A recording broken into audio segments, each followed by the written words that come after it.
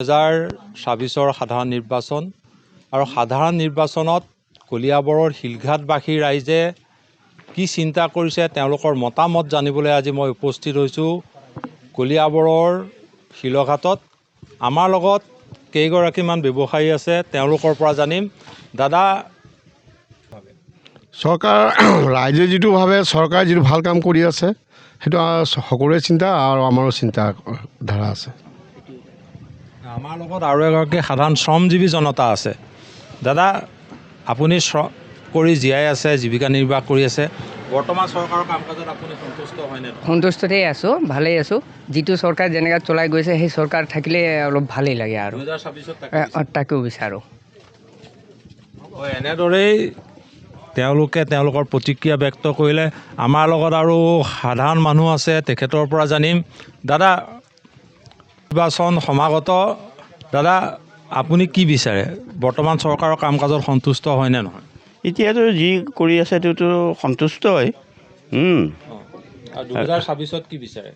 24 আহক, কি হয় চাই লওঁ। আপুনি কি ভাবি আছে?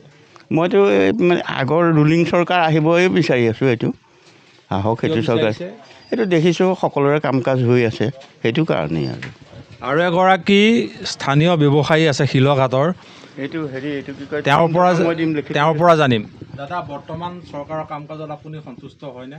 আমি সন্তুষ্ট, যথেষ্ট উন্নতিমূলক কাম কৰিছে। আৰু এটাই অসুবিধা হৈছে, মানুহৰ ইনকাম চ'ৰ্চটো একেবাৰে কমি গৈছে। বেপাৰ বাণিজ্যৰ মানুহবিলাক জেনেৰেল মানুহৰ বহুত কষ্ট অনুভৱ হৈছে। তাকো চৰকাৰে আগন্তুক চৰকাৰে বহুখিনি আঁচনি লৈছে, তাৰ পৰা লাভান্বিত হ'ব বুলি আমি অনুভৱ কৰোঁ। 2024 কি বিচাৰে? বিজেপি চৰকাৰে বিচাৰোঁ। এনেদৰেই শিলঘাট অঞ্চলৰ ৰাইজে তেওঁলোকৰ প্ৰতিক্ৰিয়া ব্যক্ত কৰিলে। আমাৰ লগত আৰু এজন লোক আছে। দাদা, 2024 নিৰ্বাচন সমাগত, আপুনি কি বিচাৰে? নিৰ্বাচন সমাগতত আমি এইটোৱে বিচাৰোঁ যে ৰাইজৰ কাৰণে যিখিনি বস্তু দাম দৰ বাঢ়িছে সেইবিলাক যাতে কম হওক, সেইটোৱে বিচাৰোঁ। কাৰণ যিটো হাৰত মূল্য বাঢ়ি গৈ আছে, পাব্লিকে আমাৰ বহুত অসুবিধা হৈ আছে। সেইকাৰণে বিচাৰিছোঁ যাতে সকলো দাম দৰ কমি যাওক, সেইটোকে বিচাৰিছোঁ। 2024 আপুনি কাৰ চৰকাৰ বিচাৰিব? চৰকাৰটো এতিয়া ধৰক এইটো চৰকাৰ মিত্ৰজোঁটৰ চৰকাৰ বিচাৰি আছোঁ আমি। মিত্ৰজোঁটৰ চৰকাৰ হ'লে আমাৰ ৰাইজৰ সুবিধা হ'ব। এনেদৰে দেখা গ'ল শিলঘাট অঞ্চলৰ 2024 নিৰ্বাচনক লৈ কেইবাগৰাকীও লোকে তেখেতসকলৰ প্ৰতিক্ৰিয়া ব্যক্ত কৰিলে। আমাৰ লগত স্থানীয় এগৰাকী যুৱক আছে। বৰ্তমান চৰকাৰৰ কাম কাজ লৈ আপুনি সন্তুষ্ট হয়নে? কি ক'ম আৰু, হৈছে কিছুমান কাম হৈছে, কিছুমান নাই হোৱা। 2024 আপুনি কি বিচাৰে? ওচৰৰ পিছত আৰু কি বিচাৰিম আৰু, মিত্ৰজোঁটৰ চৰকাৰ নে? মিত্ৰজোঁটৰ চৰকাৰ হ'বও পাৰে, নহ'বও পাৰে, বা এইবাৰ হেৰি লাগে, আমাক পৰিত্ৰাণটো লাগে। এতিয়া কলিয়াবৰত সামগ্ৰিকভাৱে পৰিৱৰ্তন দেখিলোঁ, এতিয়া পৰিত্ৰাণটো লাগে আমাক। পৰিত্ৰাণ লাগে, হয়। এনেদৰে দেখা গ'ল মিশ্ৰিত প্ৰতিক্ৰিয়া ব্যক্ত কৰিলে 2024 নিৰ্বাচনক লৈ শিলঘাট অঞ্চলৰ ৰাইজ। আমাৰ লগত আৰু কেইবাগৰাকীও লোক আছে, তেওঁলোকৰ পৰাও জানিম। দাদা, আপোনালোক শিলঘাটৰ বাসিন্দা, 2024 নিৰ্বাচন আহি আছে, আপুনি কি বিচাৰিব? মই কি বিচাৰিম এতিয়া কি ক'ম, কোনটো ক'ব লাগিব? কাৰ চৰকাৰ বিচাৰিব?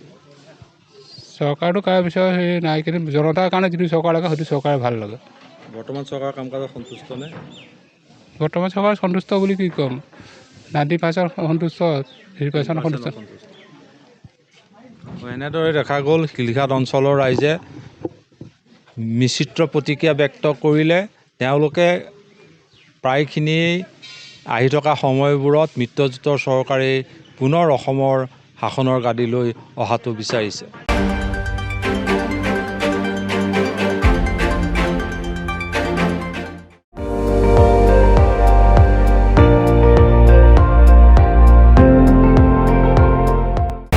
আপুনি চাই আছে ND24, সৰ্বশ্ৰেষ্ঠ নহয়, সৰ্বোত্তমৰ দৌৰত।